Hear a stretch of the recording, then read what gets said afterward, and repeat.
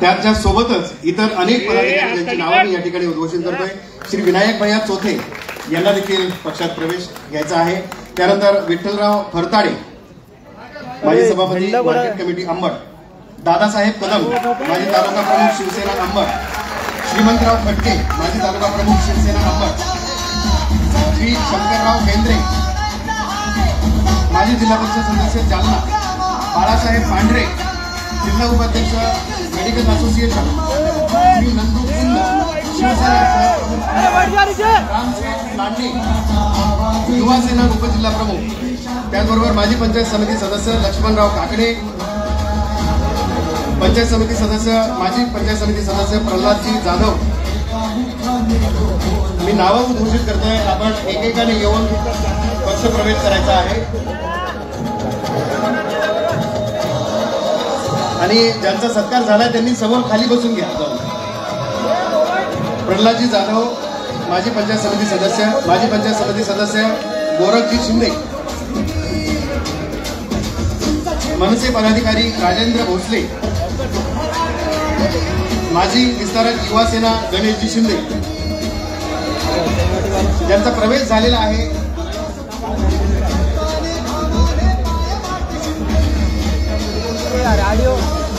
एक एक करून सगळ्यांचा प्रवेश प्रातिनिधिक स्वरूपात आपण नावं या ठिकाणी घेतोय. ज्यांची नावं घेतली तेच मंडळी समोर वर या. ज्यांची नावं घेतली तेच वर या. राजेंद्र भोसले, गणेशजी शिंदे, बंडू पागिरे,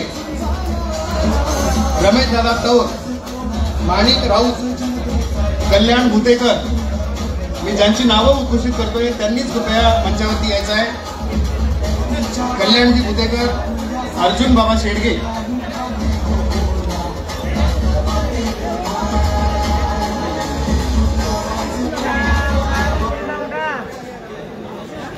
ज्यांची नावं उद्घोषित करतोय त्यांनीच मंचावरती यायचं आहे.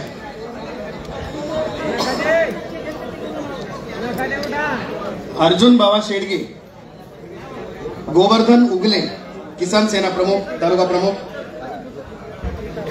तालुका शिवसेना संघटक अंबड इलियास कुरेशी. ज्यांची नावं मी उद्घोषित करतोय त्यांनीच कृपया मंचावरती यायचं आहे. किसान सेना संघटक अर्जुनराव नखाते, शिवसेना विभाग प्रमुख बाबासाहेब कोल्हे, विभाग प्रमुख शैलेश दिवटे, विभाग प्रमुख दत्ता मांगदरे, विभाग प्रमुख राणोजी तौर, संजय धोत्रे ओबीसी सेलचे संजयजी धोत्रे, डॉक्टर असोसिएशनचे सचिव डॉक्टर रमेश चव्हाण, जगन दुर्गे सरपंच तथा संचालक मार्केट कमिटी अंबड, व्यापारी असोसिएशनचे सचिव विष्णुशेठ देवडे, युवा सेना पदाधिकारी अमोल टोपे, युवा सेना पदाधिकारी सचिन गाडेकर, युवा सेना पदाधिकारी सतीश धुपे, बंजारा टायगर तालुका अध्यक्ष पृथ्वीराज चव्हाण, युवा सेना कॉलेज कक्ष तालुका अधिकारी पवन राठोड, श्री इरफान सय्यद, रघुनाथ ताठे रोजगार हमी योजना समिती सदस्य, माजी सरपंच जनार्दनजी राठोड, माजी शहर प्रमुख विद्यार्थी सेना अंबड संदीपजी वराडे, युवा सेना सरचिटणीस अंबड अभिजित खटके, बादशाहभाई पठाण आणि विठ्ठल शिंदे. आमदार धन्यवाद. यानंतर माननीय शिवाजीराव चोथे साहेब आपलं मनोगत या ठिकाणी व्यक्त करीत आहेत. माजी आमदार अंबड माननीय शिवाजीराव चोथे साहेब. शिवाजीराव चोथे आणि त्यापूर्वी मी माननीय चोथे साहेबांना अशी विनंती करतो आपण महाराष्ट्राचे उपमुख्यमंत्री माननीय अजितदादा पवार यांचं स्वागत. माजी आमदार माननीय शिवाजीराव चोथे साहेब यांच्या हस्ते या ठिकाणी संपन्न.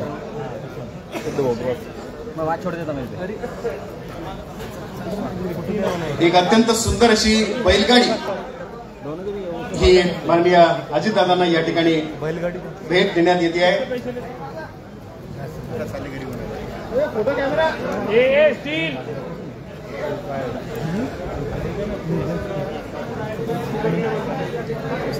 अरे बाजूला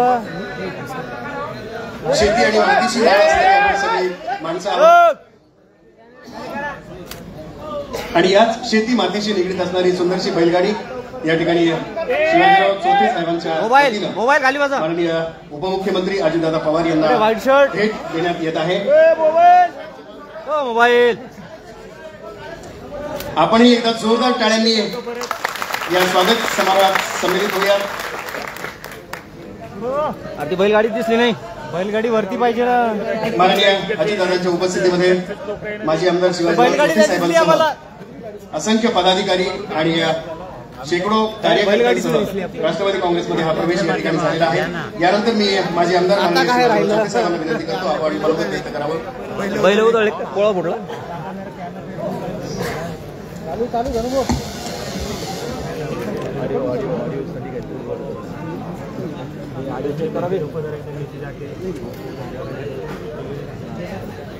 महाराष्ट्राचं आराध्य दैवत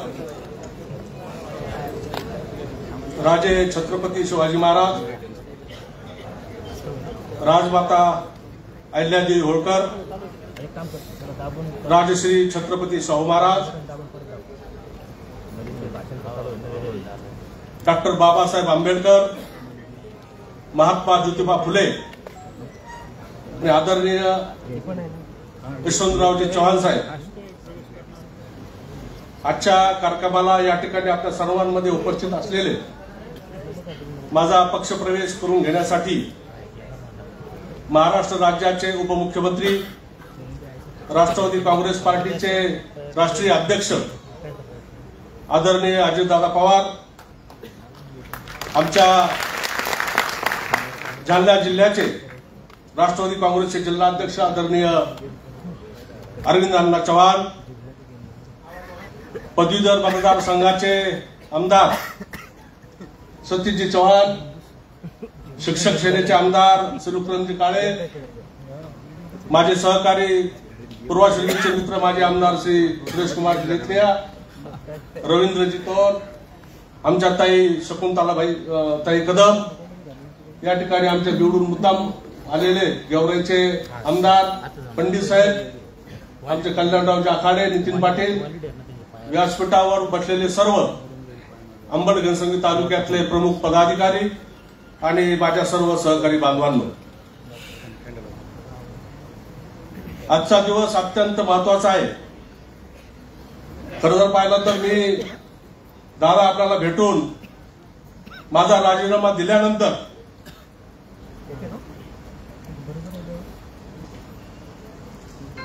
परत येताना साहजिक आहे 40 वर्ष मी ज्या पक्षामध्ये काढले तो पक्ष सोडताना साहजिकच पण नाही, दुःख होणं साहजिक आहे. पण दादा मी वयाच्या 20व्या वर्षी शिवसेनेचा जिल्हा प्रमुख झालो. महाडच्या अधिवेशनामध्ये आदरणीय शिवसेना प्रमुख माननीय बाळासाहेब ठाकरेंनी माझ्यावर जबाबदारी टाकली. त्यावेळेस मराठवाड्यामध्ये काम नव्हतं, परंतु मी 84 ते 25 आता 40 वर्ष शिवसेनेमध्ये होतो. 25 वर्ष सलग मी शिवसेनेचा जिल्हा प्रमुख राहिलो.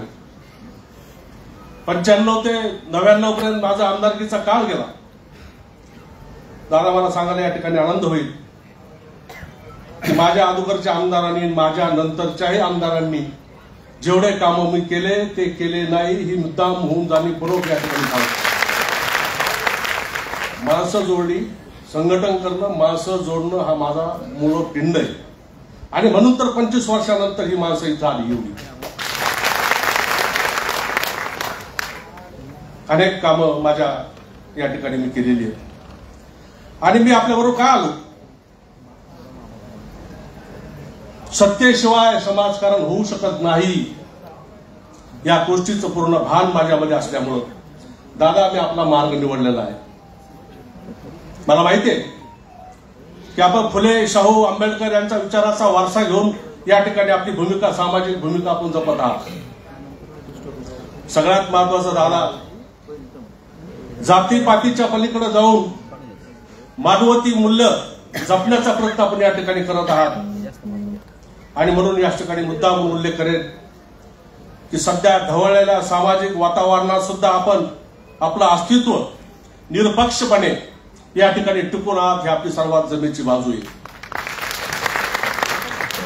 एखादा मुद्दा हाताळण्यामध्ये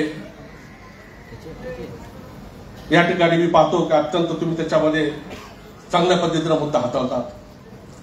संघटन कौशल्य तुम्ही आत्मसात केलेलं आहे. शेती आणि शेतकऱ्यांच्या संबंधीचा भाव तुमच्यामध्ये सातत्याने आम्हाला या ठिकाणी पाहायला मिळतो. आणि या सगळ्या गोष्टींचा विचार करूनच मी आपल्याबरोबर या ठिकाणी काम करण्यासाठी उत्सुक झालेलो आहे. दादा संघटनात्मक बांधणी करताना मी तुम्हाला फक्त एवढं सांगेन की आपल्या जिल्ह्यातल्या सर्व सहकाऱ्यांना घेऊन, आमचे जिल्हा अध्यक्ष आहेत, तुमचे सर्व तालुका प्रमुख आहेत, आमचे तात्या आहेत, आमचे महेंद्र पवार असतील, जे जे सगळी मंडळी असतील, या सगळ्यांना बरोबर घेऊन एक शब्द तुम्हाला देतो. या जिल्हाभर या का वर्षामध्ये सर्व दूरदर्शन तुमच्या शाखा जर केल्या नाही राष्ट्रवादीच्या तर मला या ठिकाणी बोला. आणि म्हणून या ठिकाणी मी आपल्याला सांगतो की संपूर्ण या ठिकाणी मी करेन. किती दिवस मला एखाद्या माणसाला तुम्ही किती दिवस थोपू शकता? मुळामध्ये संघटन करणारा माणूस आहे आणि म्हणून वादळाला आणि पाण्याच्या प्रवाहाला अडू शकत नाही. कारण असंख्य अडचणीवर मात करीत आपलं स्वतंत्र मार्ग निर्माण आपलं पाणी करीत असतो. माझा संपूर्ण जीवनच दादा वादळी राहिलंय. थांबला ना सूर्य, कधी थांबली ना धारा, आणि धुंद वादळास कुठला किनारा. समय खराब था इसलिए मैं मौन था, अभी बताऊंगा मैं कौन था.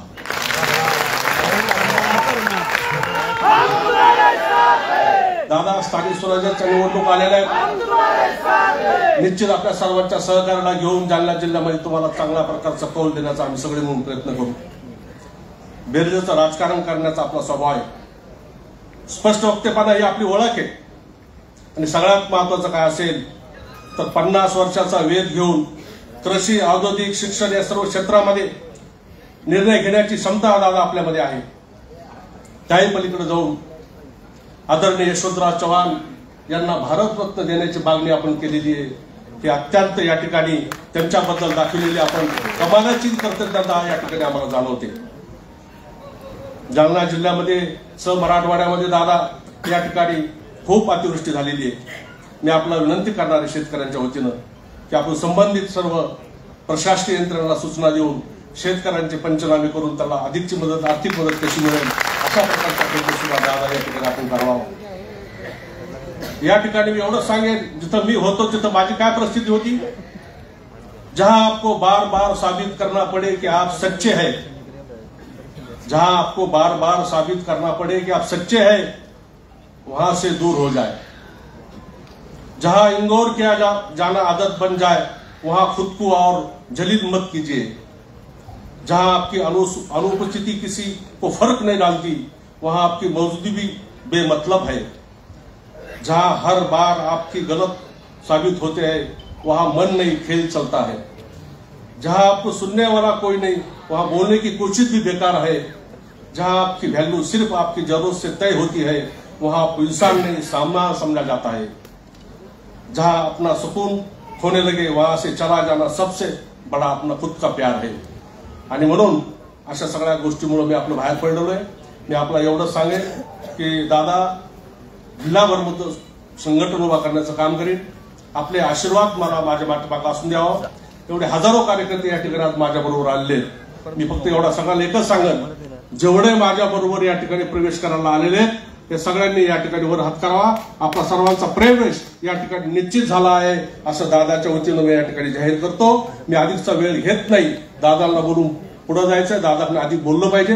मी फक्त दादाला सर्वांच्या वतीनं विनंती करेन, दादा मला पदरात घ्या, सांभाळा, एवढीच विनंती. धन्यवाद चौधरी साहेब. मी दादांना मंचावरती आमंत्रित करण्यापूर्वी एक विनंती करतो आहे की आप्पासाहेब लक्ष्मण गायकवाड हे पैठणचे आहेत आणि त्यांचं लिम्का बुक ऑफ वर्ल्ड रेकॉर्डमध्ये नाव नोंदलं गेलेलं आहे. इंडिया बुकात नाव नोंदलं गेलेलं आहे.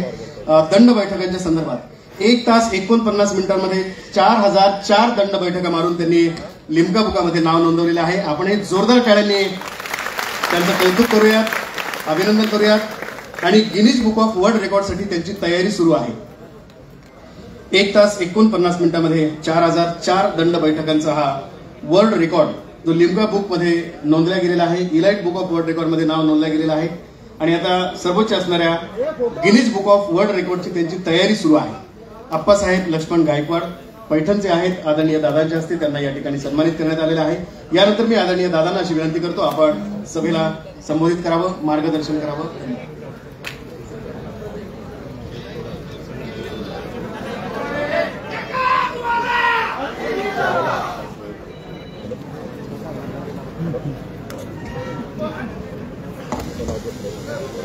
आजच्या शिवाजीराव चौथे आणि त्यांच्याबरोबर आलेल्या असंख्य मान्यवरांचा, कार्यकर्त्यांच्या पक्षप्रवेशाच्या कार्यक्रमाच्या करता उपस्थित असणारे औरंगाबाद जिल्ह्याचे अध्यक्ष सतीशराव चव्हाण राष्ट्रवादी काँग्रेस पक्षाचे, दुसरे अध्यक्ष जालन्याचे अरविंदराव चव्हाण, विधिमंडळातील माझे सहकारी विक्रम काळे, विजयसिंह पंडित, माजी आमदार सुरेश जेतलियाजी, अल्पसंख्याक विभागाची ज्यांच्यावर जबाबदारी टाकली ते नाझीर काजीजी, माजी आमदार नितीन पाटीलजी, अभिजित देशमुखजी, कल्याण आखाडेजी, राजेश्वर चव्हाणजी, रवींद्र तौरजी, शकुंतलाताई कदमजी, चंद्रकांत कारकेजी, अमेर जुमेदवालाजी, दत्ता भांगेजी, सतीश ढवळेजी, संतोष डेंगळेजी, सुरेश सपाटेजी, लक्ष्मीकांत कंटोलेजी, शेख नाझीमजी, गगन भागवतजी, अनेक इथं ज्यांचा आता आपल्या सर्वांच्या साक्षीनं सत्कार करण्यात आला ते आप्पासाहेब लक्ष्मण गायकवाड, त्यांचे सगळे सहकारी ज्यांना आता शिवाजीरावांच्या बरोबर प्रवेश केलेला आहे, ते ज्यांच्याबरोबर मी 95 ते 99 मी पण बारामती तालुक्याचा आमदार होतो, त्यावेळेस आम्ही शिवाजीरावांनी एकत्र काम केलं. ते आपल्या सगळ्यांचे सहकारी शिवाजीराव चौथे, तरुण सहकारी विनायकराव चौथे, विठ्ठलराव फरताडे, दादासाहेब कदम, श्रीमंतराव खटके, शंकरराव बेंद्रे, बाळासाहेब पांढरे, नंदू पुंड, रामशेठ लंडे, लक्ष्मण काकडे, प्रल्हाद जाधव, गोरख शिंदे, राजेंद्र भोसले, गणेश शिंदे, बंडू पागिरे, रमेश दादा तौर, माणिक राऊत, कल्याण भुतेकर, अर्जुन बाबा शेडगे, गोवर्धन उगले, इलियास कुरेसी, अर्जुनराव नकाते, बाबासाहेब कोल्हे, शैलेश दिवटे, दत्ता मांगदरे, राणोजी तौर, संजय धोत्रे, डॉक्टर रमेश चव्हाण, जगन दुर्गे, विष्णू शेठ देवडे, अमोल टोपे, सचिन गाडेकर आणि त्यांच्याबरोबर असलेले असंख्य सहकारी, माझ्या विशेषतः जालना जिल्ह्यातल्या घनसावंगी, अंबड आणि त्या सगळ्या परिसरातून आलेले आमचे जीवाभावाचे सहकारी, पत्रकार मित्र, बंधू भगिनींनो, माझ्या तरुण मित्रांनो, सध्या थोडंसं महाराष्ट्रामध्ये वेगळ्या प्रकारचं वातावरण आहे. आपल्याला सगळ्यांना माहिती आहे की यामध्ये साधारण पावसाची परिस्थिती असल्यामुळं एकंदरीत मराठवाडा असेल किंवा इतर भाग असेल, इथं जरा अडचणीची परिस्थिती निर्माण झालेली.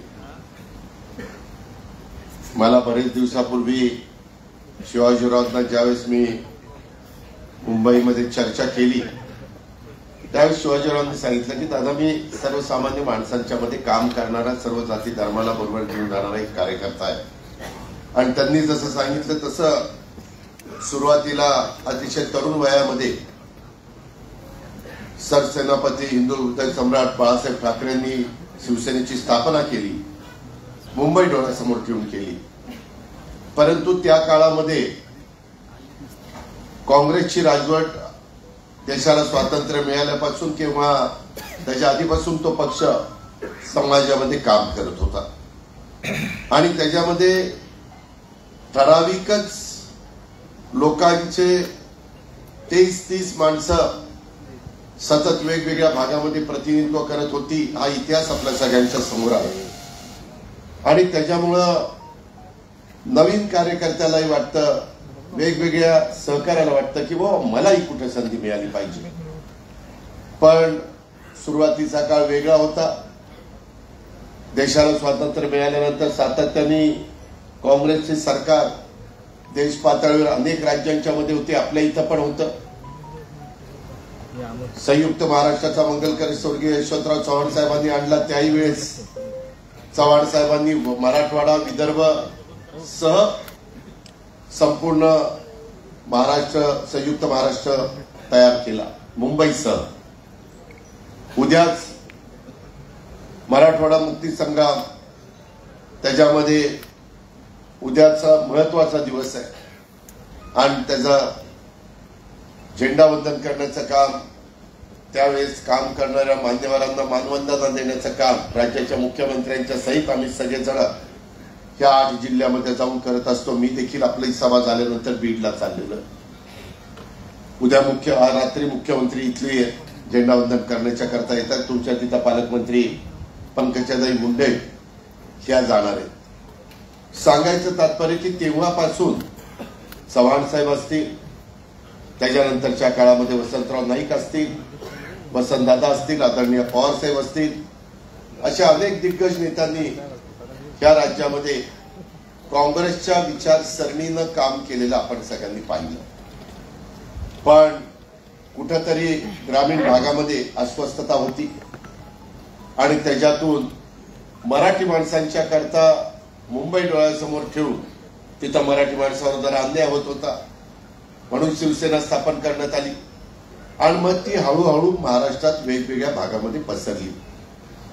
एक तरुण सर्वसामान्य कुटुंबातला कार्यकर्ता या नात्याने शिवाजीरावांनी ही जबाबदारी तिकडं खांद्यावर घेतली आणि ती खांद्यावर घेतल्यानंतर साहजिकच माणसं जोडत गेली.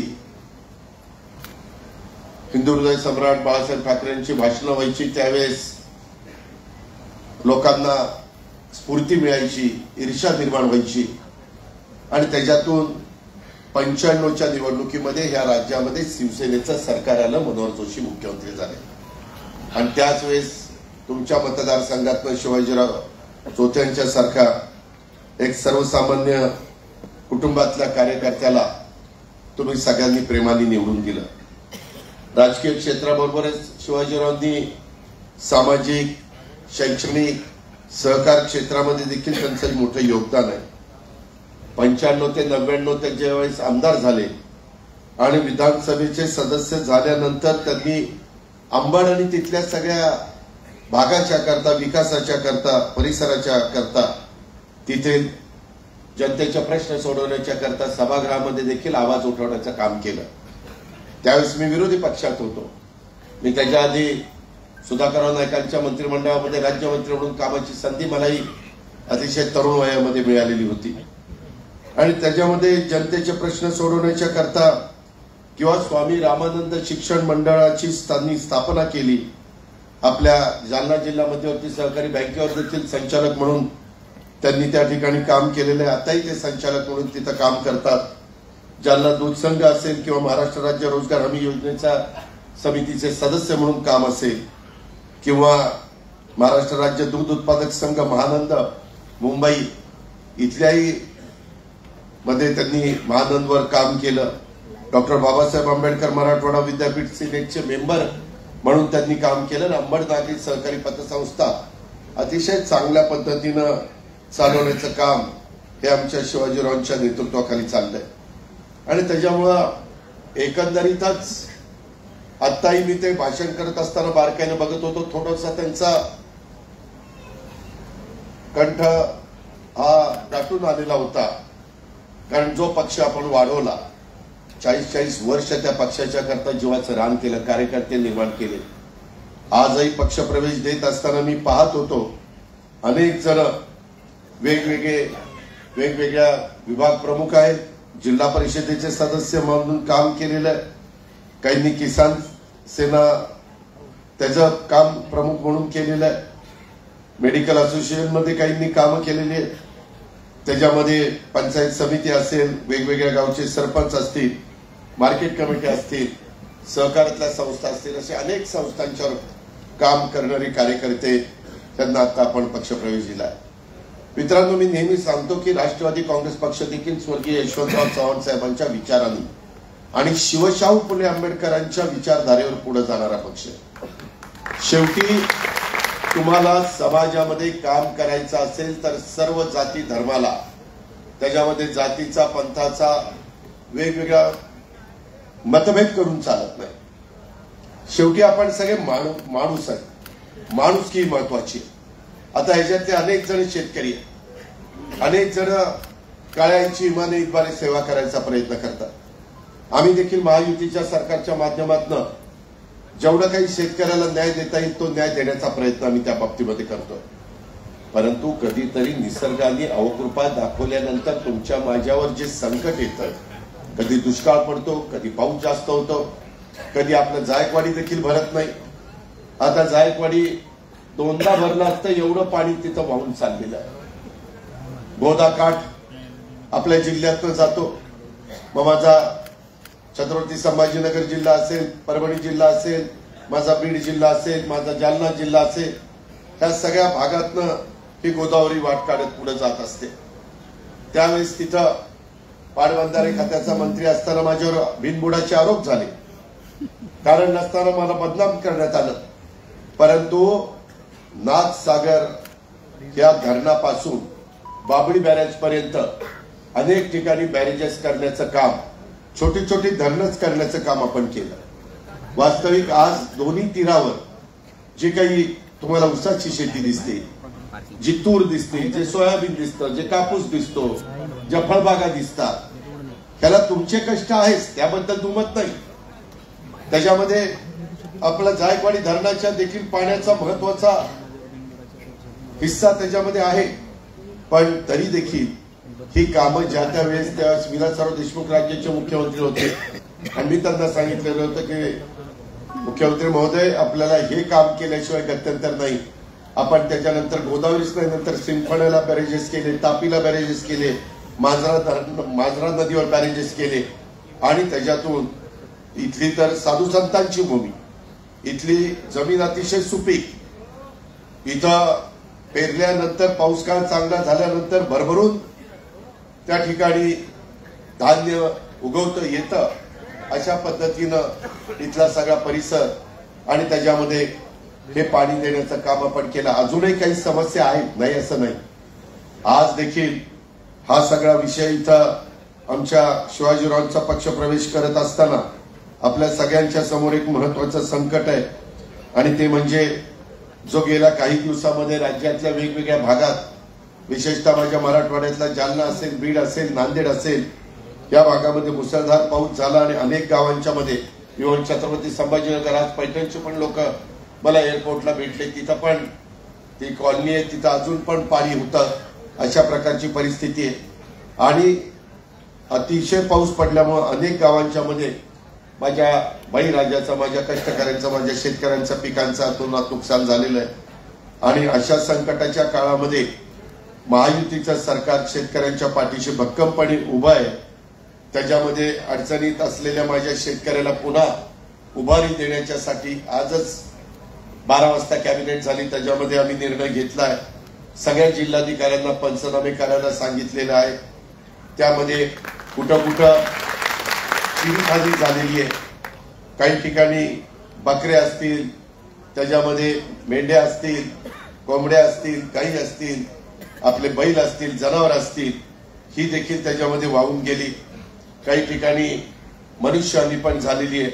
आणि अशा पद्धतीनं काल तर मला सुरेश धसांचा फोन आल्यानंतर हेलिकॉप्टर त्या भागामध्ये पाठवावं लागलं, कारण चारी बाजूनी त्या गावांना पाण्याचा वेढा बसलेला होता, लोक भयभीत झालेली होती. कधी त्या भागामध्ये असा पाऊस बघितला नाही 50-100 वर्षामध्ये, असं तिथली जुनी लोक सांगतात. मी आता इथलं गेल्यानंतर रात्री त्याच्याबद्दलची एक आढावा बैठक पण लावलेली आहे.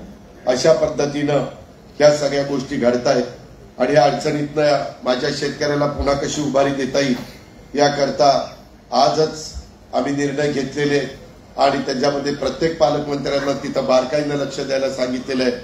तुम्ही पण कार्यकर्त्यांनी लक्ष ठेवा, जिथं कुठं तुम्हाला वाटेल की इथं कुठंतरी आमचा कृषी विभागाचा, महसूल विभागाचा किंवा इतर कुठल्या विभागाचा अधिकारी कमी पडतोय, इथं शेतकऱ्याला न्याय मिळण्याच्या करता तिथं कुठं अडचण निर्माण होते, त्यावेळेस ती गोष्ट जर तुम्ही माझ्या लक्षात आणून दिली तर ताबडतोब तिथं मी योग्य त्या सूचना देईन. आणि नुकसान झालेल्या भागातील माझ्या कष्टकऱ्यांचे, बळीराजाचे, शेतकऱ्यांचे पंचनामे करण्याचे आदेश आम्ही जे दिलेले त्या निमित्तानं नुकसानग्रस्त शेतकऱ्यांना देखील शासनामार्फत मदत त्या ठिकाणी केली जाईल अशा प्रकारचा शब्द देखील आजच्या सभेच्या निमित्तानं देतो। मी तर असं सांगितलेलं आहे, जिल्हाधिकाऱ्यांनी ताबडतोब ते प्रस्ताव आमच्याकडे मुंबईला पाठवावे। जिल्हाधिकाऱ्यांनी पाठवत असताना जी नावं शेतकऱ्यांची येतील डायरेक्ट त्यांच्या अकाउंटलाच डीबीटीद्वारे आम्ही पैसे पाठवणार आहे आणि त्याच्यामुळं तुमच्या इथं जनावरं वगैरे जे काही नुकसान झालेलं आहे त्याच्याबद्दलचे पंचनामे वगैरे ते सगळे होऊन त्याला योग्य पद्धतीचं सहकार्य करण्याचं काम हे आम्हा लोकांच्याकडनं निश्चितपणे केलं जाईल। याबद्दल आपण काळजी करू नका, अशा प्रकारची माझी आपल्याला सगळ्यांना आग्रहाची विनंती आहे। आपण आता नवीन सुरुवात करताय, आपले तसं बघितलं तर प्रश्न साधारण तेच आहे। आम्ही देखील ज्या भागात येतो तिथं सहकारी संस्था, शेती, आता एआयचा वापर केला जातो। अतिशय मर्यादित पाणी देऊन खताची बचत करून त्यामध्ये कसं उत्पन्न वाढवता येईल याकरता यंदा 500 कोटी रुपयाची तरतूद अर्थसंकल्पामध्ये आम्ही केलेली आहे। त्याला आर्टिफिशियल इंटेलिजन्स म्हणतात आणि मराठीमध्ये कृत्रिम बुद्धिमत्ता म्हणतात। त्या गोष्टीचा वापर शेतकरी बांधवांनो तुम्हाला मला करावा लागेल। आपण ती सुरुवात केलेली आहे, बऱ्याच वेगवेगळ्या कंपन्या त्याच्यामध्ये पुढे आलेल्या आहेत। तुम्हाला आश्चर्य वाटेल, आमच्या भागामध्ये आम्ही काही हजार शेतकऱ्यांच्यावर त्याच्यामध्ये प्रयोग केले, म्हणजे त्यांच्या शेतावर, तर ज्याचा 70 टन एकरी ऊस निघायचा तो 100 टनाच्या पुढे गेला, ज्याचा 35-40 टन निघायचा तो 70-80 टनावर पोहोचला आणि ज्याचा 100 टन असे काढणारे पण काही शेतकरी असतात तो जवळपास 130 ते 140 टनापर्यंत पोहोचलेला आहे। पाणी जेवढं लागतं तेवढंच ते मशीन सांगतं की एवढं पाणी द्या। पाण्याची 50% बचत होते, खताची 50% बचत होते। आपल्याकडे बऱ्याचदा खत त्या पहिल्या नळीला, दुसऱ्या नळीला, खांदी बांधणीला पानातच पडतं आणि त्याचा उपयोग होत नाही। ह्याच्यामध्ये लिक्विड खत त्या ठिकाणी दिलं जातं, पण ठिबकचा वापर करावा लागतो आणि तशा पद्धतीचे प्रयोग महाराष्ट्रामध्ये गेले 2-3 वर्ष यशस्वी झाले। म्हणून यंदाच्या अर्थसंकल्पामध्ये आपण बजेटमध्ये काही तरतूद केली।